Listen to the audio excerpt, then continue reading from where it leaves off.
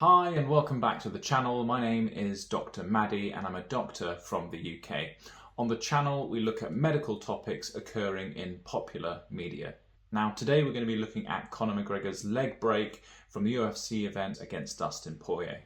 Now this was of course supposed to be the third and final fight between Dustin Poirier and Conor McGregor, and it's really a shame for it to have ended in such a way. Now looking at the injury itself, it looks like McGregor sustains a clear fracture in the foot, and it looks like it's affected both the tibia and the fibula, which are the main two bones that make up both the foot and the ankle.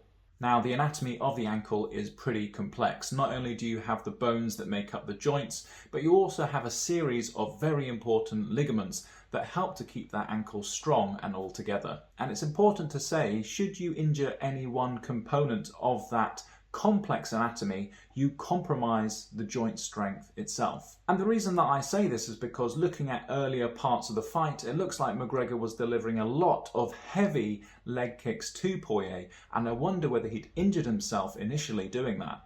And the reason I mention this is because if we look at the mechanism of injury as to how he sustains this fracture, it's quite fluky and bizarre. It looks as though he sustains an inversion injury of the ankle whereby it twists inward on itself. Now, this doesn't normally result in a fracture. More commonly, it can result in things like a sprained ankle or what we might call a rolled ankle. Therefore, it would have made more sense had McGregor injured his ankle earlier in the fight for it to then result in a fracture through this mechanism.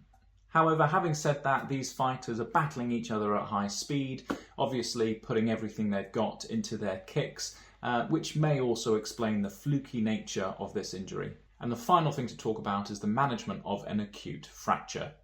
Now, in the post-match interview, we see McGregor being interviewed by Joe Rogan in the arena, and we see that his ankle has been immobilized. Now, immobilization of a fracture is really important, firstly for pain relief, to give support to the fracture.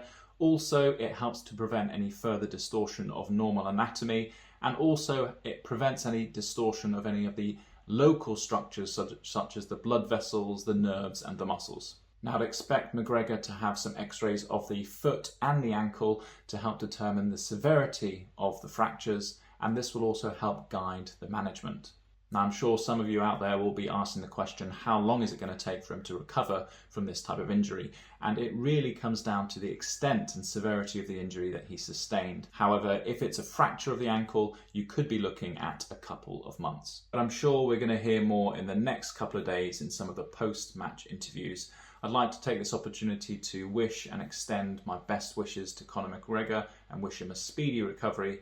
But otherwise, we'll see you in the next one. Thanks.